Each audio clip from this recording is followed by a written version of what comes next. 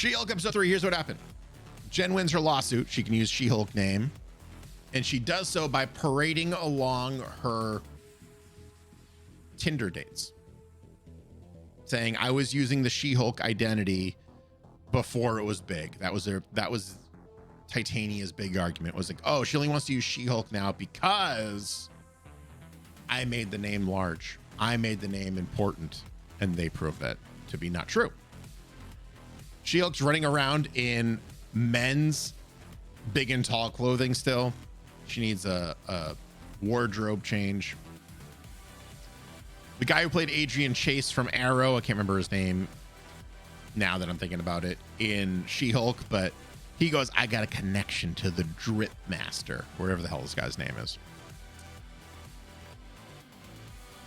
And he gets Jennifer's friend and paralegal to go along with him to get the in for a suit for Jennifer. The Drip Master, by the way, his name is Griffin Matthews in the show, played by Griffin Matthews, and his name is Shane Evans. Shane Evans, you might know from The Flight Attendant. He's great. He's a good actor. I really enjoyed him. When he popped up, and I was like, hey, you, buddy, love it. Then I was sad for a little bit. But that's besides the point. This was a very standalone episode. You can skip this one if you want to. All it does is come up for a reason for She-Hulk to have a super suit, because the Drip Master makes it for her for free. Here's what you want to know about She-Hulk. We get the first look at Daredevil's helm, and it's yellow. In the credits, we see sneaker designs inspired by other heroes. Deadpool, The Thing, Cyclops. Which means if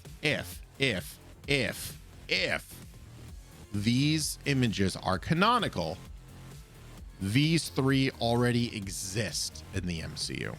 We know Daredevil does, because we've all seen the promotions. But these three are more interesting because we know that Deadpool's getting a movie. We know that The Thing is going to be part of the Fantastic Four, which is getting a movie in the next couple years. And we're probably going to get an announcement very soon about the cast. The fact that we know that they have the rights, we know that they have plans, but the fact that Cyclops, which means the X-Men, fit into the MCU, I mean, they're already hinting at this, and their contracts are not even over for the previous members or the previous actors. I just got very excited. It was very interesting. It was very interesting. This is also very interesting as well. Getting that first look at Daredevil's helm, because it was presented in a way that also very subtly tells us that the Daredevil that we're going to be seeing is not the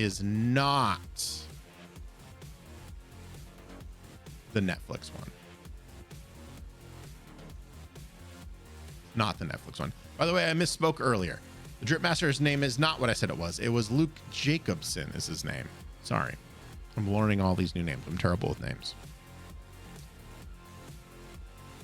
So usually, if you watch in the comics and in the Netflix adaptation, Daredevil gets his suits made by Melvin. Melvin was how do I put this gently? He was a very talented craftsman. He knew how to work with his materials, but he wasn't bright outside of that. Right? He very much had some sort of issue going on. He's a lovely man, very sweet, very kind. But he didn't develop beyond a certain age, it seemed. And some people took advantage of that, like Wilson Fisk and many others.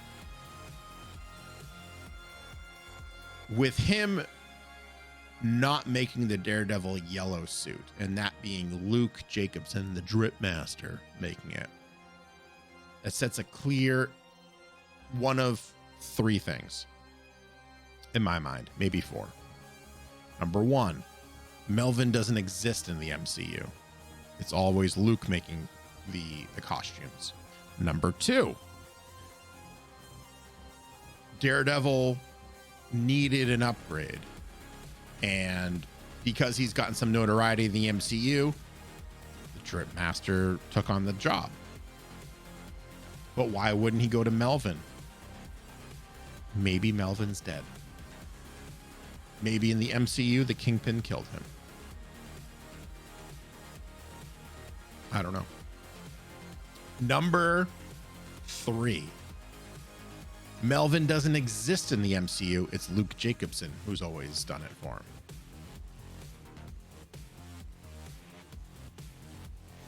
Just spitballing here.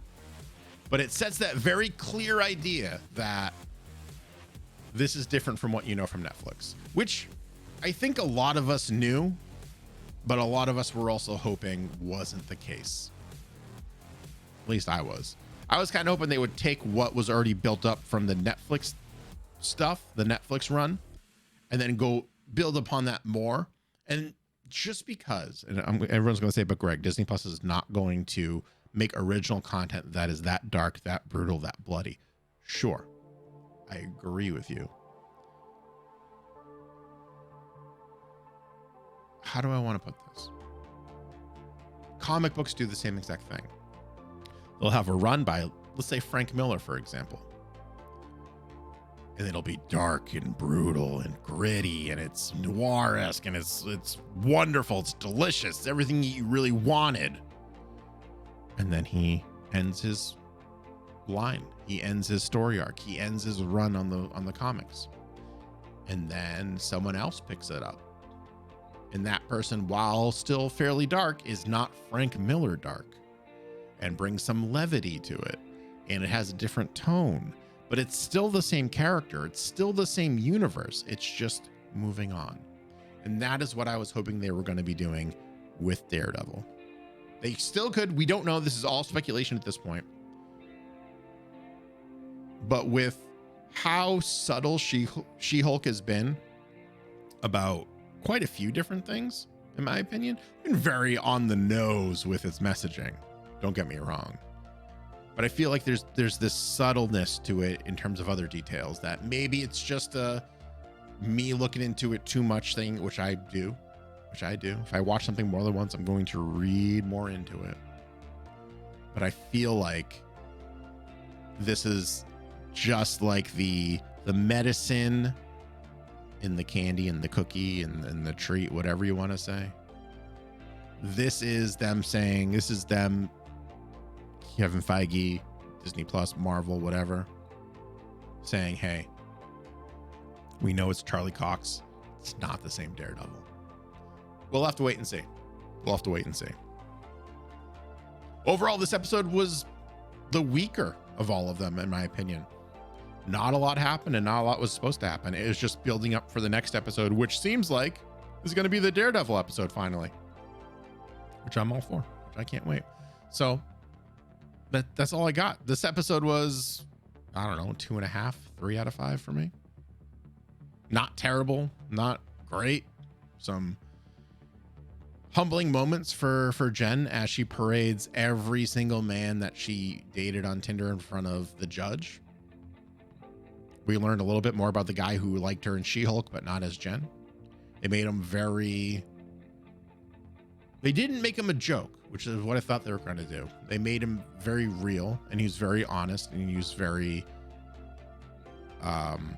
accepting of what other people might think of him. He goes, yeah, She-Hulk I'm physically attracted to She-Hulk, not so much attracted to Jen. He said it very plainly. and you can't fault him for that.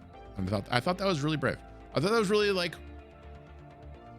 a brave thing to do on a show that has been like, yes, the entire time. You know what I mean? Like, it's been, this is the messaging. We're going to ham fist into you and we're going to get everyone mad. And then we're going to make fun of them because they're all going to get mad and it's going to be a great time. I like that this show doesn't have every single male character be terrible. They're all flawed, they're all faulted, but not all of them are terrible. Mainly thinking about this guy who's a blatant sub, and also her father, and also Wong, and also the guy who plays Adrian Chase in Arrow, and I can't remember who the fuck he plays in She-Hulk. But that's all. That's my review. I thought it was pretty solid. This is still not my favorite of all of the Disney Plus series, but I think it's a mid show and it's gonna stay in the mid, and that's all there is to it. That's all there is to it. So that's it.